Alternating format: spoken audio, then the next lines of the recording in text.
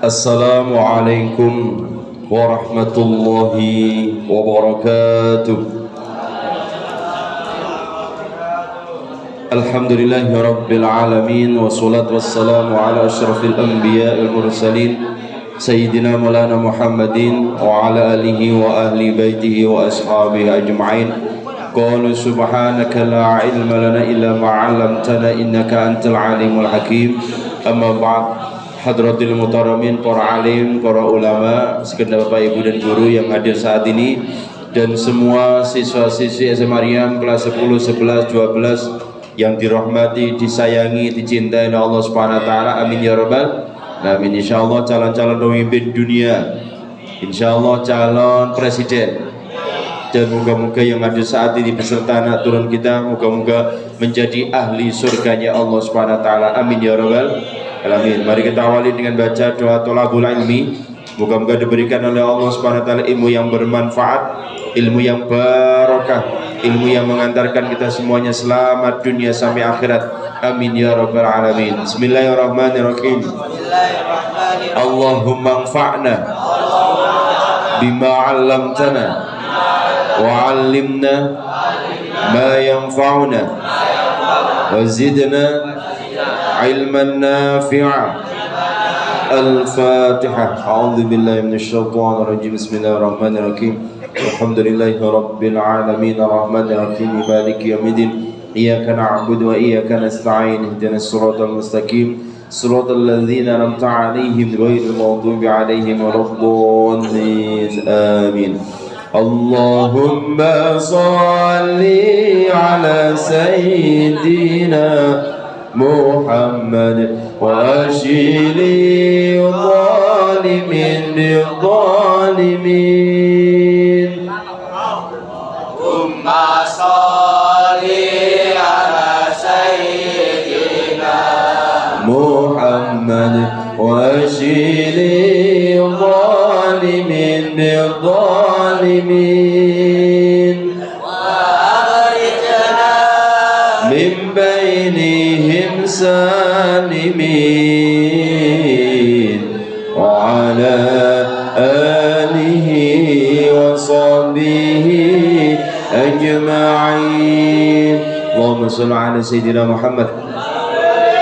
Dibuka kitabnya, masih terkait dengan bab yang membuat hadas atau wudunya bisa dikatakan rusak, batal. Kemarin adalah yang diharamkan bagi orang yang berhadas, sekarang diharamkan bagi orang yang junub. Diharamkan bagi orang yang junub.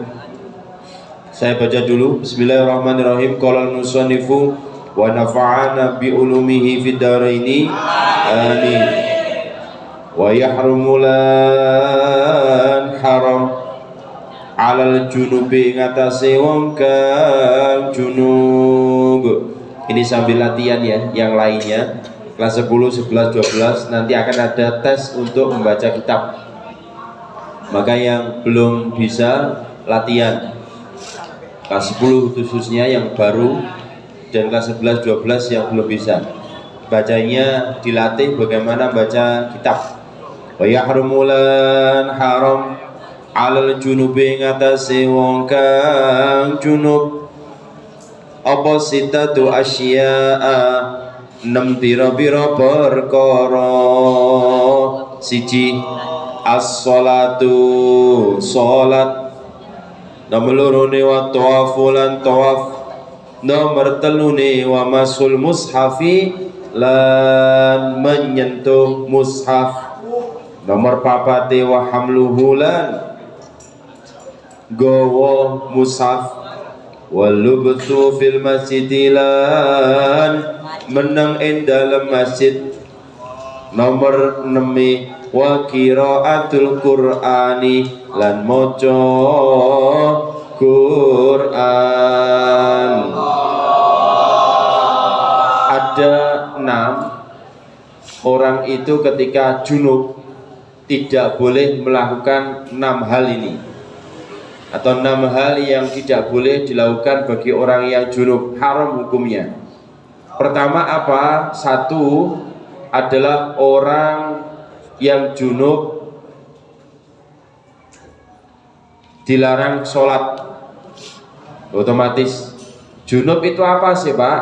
Junub itu adalah punya arti dia memasukkan hasafah ke farji.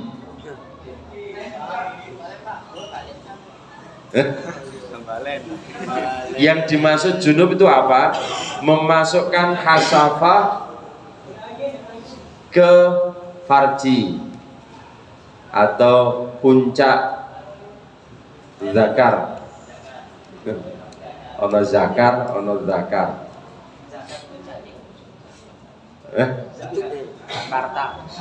Ke dalam farji. Mohon maaf, the vagina. Walaupun hanya kulon nuwun, ketok pintu itu sudah kategorinya dia ulama lebih hati-hati dikategorikan sebagai bentuk harus mandi. Walaupun hanya ketok pintu, tok tok tok tok gitu ya. Tahu ya? Ya, gak usah tak jelabar sarana. Atau malah kemudian masuk nanti kalau sudah suami istri, ya itu sudah junub. Keluar maupun tidak keluar, mohon maaf seperimanya, tetap dia kategori adalah junub. Loh Pak, saya kan tidak keluar Pak, mau kulon nuwun tok masuk kemudian keluar Pak, semua intip-intip jadi. Wes masuk Pak, tapi kan tidak keluar, tetap dia harus mandi besar, namanya junub. Atau yang kedua, keluar mani dengan cara onani atau masturbasi. Nah, onani pakai tangannya dewi, kalau masturbasi pakai, tidak tahu saya ceritanya pakai apa. Pokoknya keluar klimaksnya sama-sama keluar spermanya. Ya, maka itu adalah kategorinya junub. Maka dia harus mandi besar. Lupa kalau semua ini mohon maaf ya, saya teruskan, nanti kalian kan pasti punya suami istri. Pak, suami istri kalau pas waktu haid kan tidak boleh dikumpuli. Ya, tapi apakah boleh pakai tangannya istri? Boleh. Nek tidak boleh pakai tangannya dewe. Ya, pakai tangannya istri boleh. Dek, nah wis terus dewe gitu ya. Ngono kan. Soalnya gede-gede. Loh Pak, ini perlu saya sampaikan supaya nanti tidak salah. Sebab kalau ngumpuli istri dalam kondisi haid itu bahaya nanti. Ya, bahayanya apa? Kalau nanti jadi anak, biasanya anaknya nawakawal gitu ya. Saking nakale. Jadi gak nakal tok, nawakawal. Iku jare wong daerah Lamongan, Ngulon itu kan ngomong gitu. Gak nakal. Jadi saking nemenin nakal, nawakawal. Podo mbek apa namanya, saking luwe nih, saking lapari, luwe saking lapari. Pinter yang ngono karena kepinter powin tower. Oke, itu ya. Jadi keluar mani akibat onani ataupun masturbasi itu harus mandi besar alias dalam kondisi junub. Oke, sholat. Larangan pertama adalah melaksanakan aktivitas berupa sholat, sunnah ataupun wajib, tidak boleh. Yang kedua, tawaf. Tawaf itu muteri Ka'bah. Pak, kalau muteri pasar boleh Pak? Boleh. Muteri pasar, muteri sekolahan, sakarepmu. Dalam kondisi junub boleh. Ya tidak boleh itu muteri Ka'bah. Itu tidak boleh dalam kondisi junub. Be ono sing no momen gini. No momen pol enak-enak di sana habis mimpi basah terus langsung ke susu dijak karo pembimbingnya, ayo cepetan akhirnya langsung berangkat lali gak adus, tidak mandi, maka tidak boleh, ya harus segera mandi. Oke, tawaf baik sunnah maupun wajib. Yang ketiga dan keempat, atau tiga dulu, memegang mushaf. Tidak boleh memegang mushaf. Kemarin saya sampaikan Al-Quran tidak boleh dipegang dalam kondisi junub alias punya hadas besar, ya, termasuk nanti haid. Tapi nanti haid ada bahasan sendiri. Oke, yang keempatnya membawa Al-Quran. Tidak boleh bawa Al-Quran. Bawa HP, kemarin saya sampaikan, boleh. Bawa HP walaupun ada Al-Qurannya, boleh. Karena HP itu hanyalah pantulan. Tapi lebih bagusnya lagi tetap berwudu. Kalau punya hadas kecil, bagusnya. Tapi kalau kemudian tidak, kan HP itu ya namanya kotak, sama dengan pulpen seperti ini. Itu tidak punya kebijakan khusus terkait dengan syariat. Tapi nanti bisa berubah hukumnya jika ada ilatnya, ada alasannya. Oke. Yang ke-5, berdiam diri di masjid, i'tikaf ataupun lagi duduk-duduk, tidak boleh. Utamanya di tempat aula itu tempat khusus kayak dalam ini.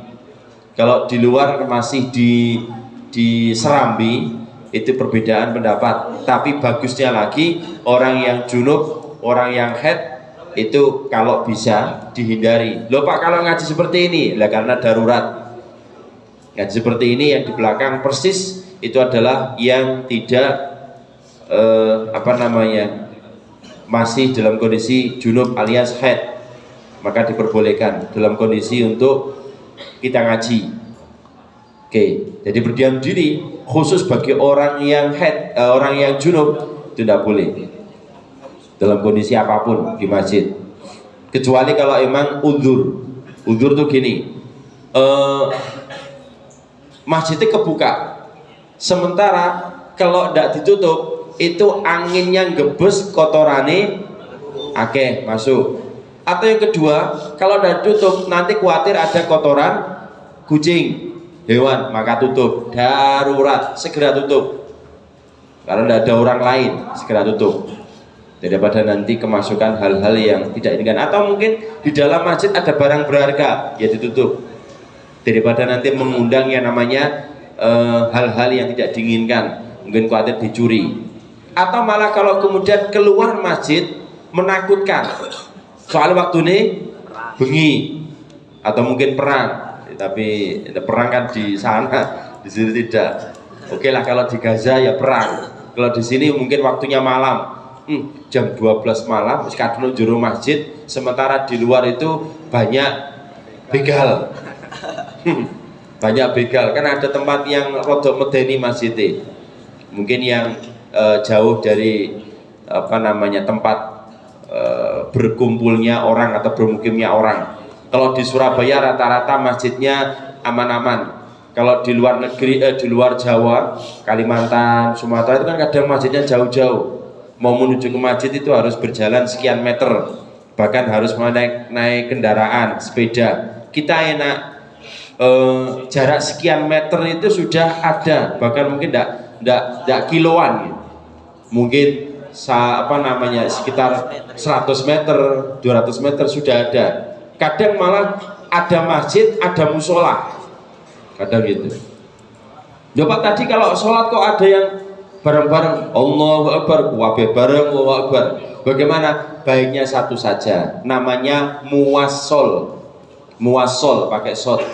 Maka di Mekah, Madinah itu biasanya ada muwassol, sing imamnya Imam Sudes, Allahu Akbar, ada muwassolnya. Muwassol itu apa? Penyambung Allahu Akbar, gitu kan ya, atau panjang. Itu muwassol, tapi satu tok.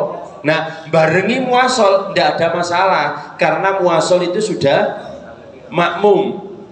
Jadi yang tidak boleh itu barengi imam. Allahu Akbar, Allahu Akbar. Lah itu sudah muwassol. Kayak tadi muwassolnya kakean tadi. Melok muwassol kabeh. Sito ae untuk mengkode itu. Tapi kalau di tempat ini tidak perlu muwassol. Ini kan sudah satu paket dan tidak berjauhan. Kalau di Mekah Madinah itu jauh. Kalau tidak di ababai sama muwassol, khawatirnya tidak paham, maka perlu muwassol penyambung tadi itu, baik di Mekah Madinah. Sebab banyak orang yang sholat itu malah di jalan raya, Di masjid sini ya, itu di daerah Meleto, Manyar itu sholat asal kedengaran suara. Di sana banyak seperti itu, sehingga banyak yang sholat di depannya hotel, di depannya kendaraan dan seterusnya. Nanti moga-moga kalian bisa berangkat ke sana. Allahumma. Cek ngerti, gak mau cerita tok. Opo Pak cerita tok, nanti cek ngerti kejadian di sana opo wae. Ada orang-orang yang kemudian mau berangkat, gak usah ada tuh gelar ada, ini dia ada. Tapi lebih afdol tetap di dalam Masjidil Haram. Nah di sana itu kalau mau berangkat 1 jam itu harus sudah berangkat. Nek gak gitu, ndak keumanan tempat pertama atau lantai 1. Lantai 1 itu dekatnya Ka'bah. Kalau kurang 5 menit berangkat seperti di Maryam, apalagi wae komat, dijamin ndak mungkin bisa masuk. Cuma kadang ya, kadang mohon maaf. Nih, berangkat di sana itu bisa berangkat 1 jam 2 jam sebelumnya. Barang balik ke tanah air, balik goceng, kumat mana? Menunggu minta dicas lagi, dicas ke sana lagi supaya berubah lagi. Oke. Yang ke-6, membaca Al-Quran.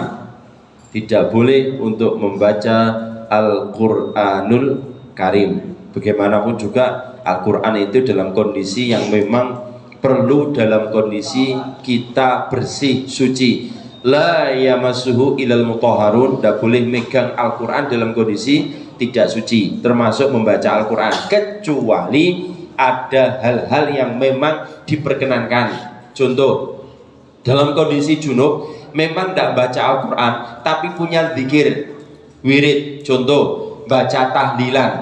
Di dalam tahlilan itu kan ada kalimat yang ada surat yang namanya sebagian dari Al-Baqarah, surat Al-Ikhlas, Al-Falaq, An-Nas. Nah kalau diniati zikir bukan baca Al-Quran boleh, tapi kalau diniati untuk baca Al-Quran tidak boleh. Maka kalau kemudian di dalam tahlil ada baca Yasin, itu baiknya para ulama menyampaikan jangan dibaca. Baca apa? Selain baca Yasin, gunakan zikir. Karena apa? Yasin itu panjang. Kalau Al-Ikhlas, Falaq, An-Nas itu kan pendek-pendek, dianggap sebagai zikir. Kalau Yasin itu panjang, maka otomatis itu baca Al-Quran. Bagi yang hadas besar alias dalam kondisi haid atau dalam kondisi junub. Oke, Pak, kalau kondisi junub apakah boleh beraktivitas? Contoh masak, menang pasar, sekolah boleh. Ya, seperti haid itu kan boleh untuk sekolah. Oke. Pak, apakah makan minum dalam kondisi junub boleh? Nah, kalau makan minum hukumnya makruh dalam kondisi junub. Baiknya saran Nabi wudu dulu supaya nanti makan minumnya itu tidak bercampur dengan setan, terus hukum makruhnya tidak terlampaui.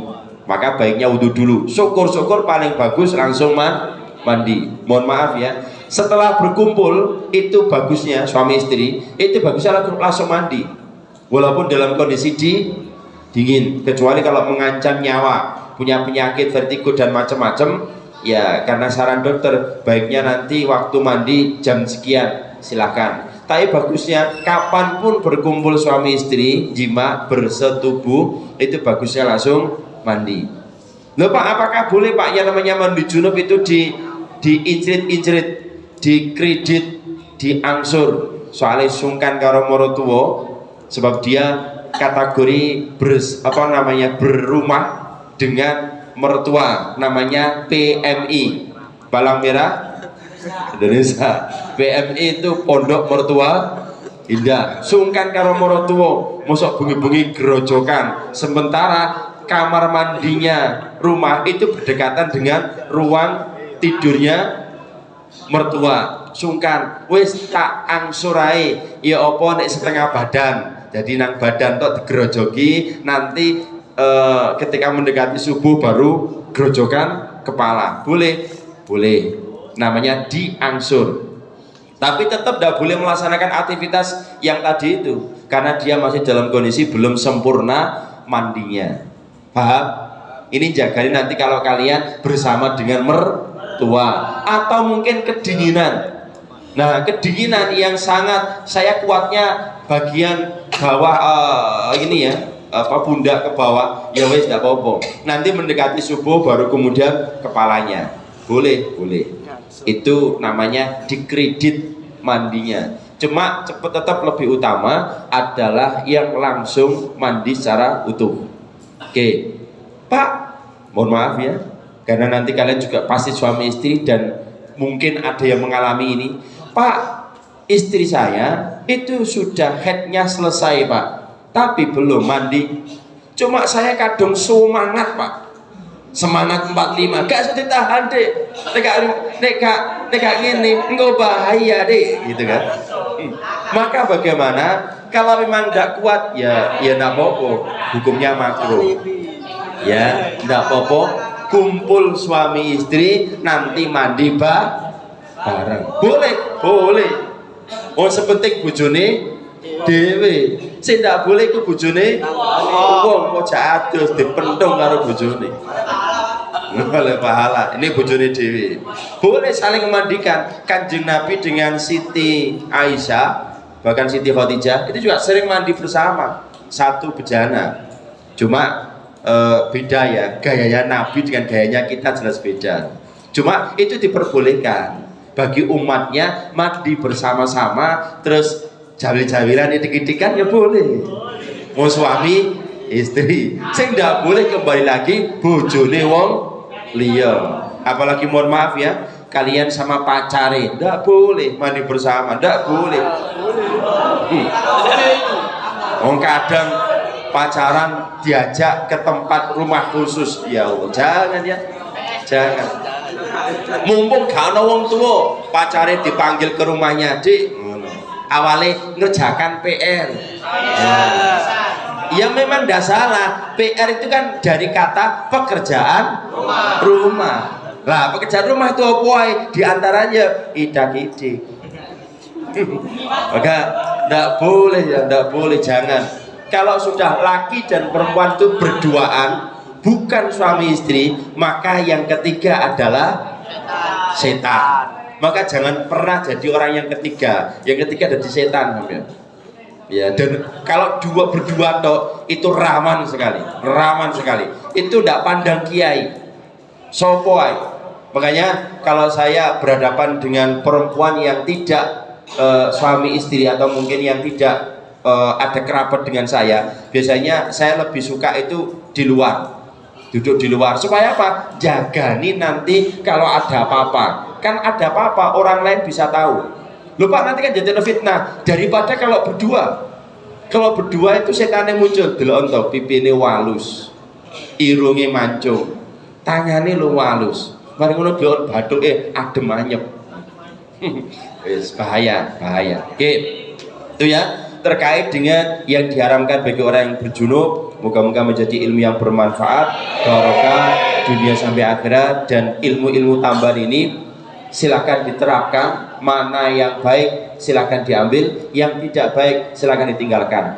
Dan pertanyaan-pertanyaan yang sudah saya sampaikan ini untuk menjawab pertanyaan di masyarakat. Barangkali ada yang kasusnya seperti itu, kalian bisa jawab. Pak, ini gak bisa jawab, setelno you itu aman oleh ganjaran. Maka sekian ini harus sudah nge-like, share, and subscribe. Oke, Al-Fatihah. A'udzubillahi minasyaitonir rajim. Bismillahirrahmanirrahim. Alhamdulillahirabbil alamin. Arrahmanirrahim. Maliki yaumiddin. Iyyaka na'budu wa iyyaka nasta'in. Ihdinas siratal mustaqim. Siratal ladzina an'amta 'alaihim ghairil maghdubi 'alaihim waladdallin. Amin.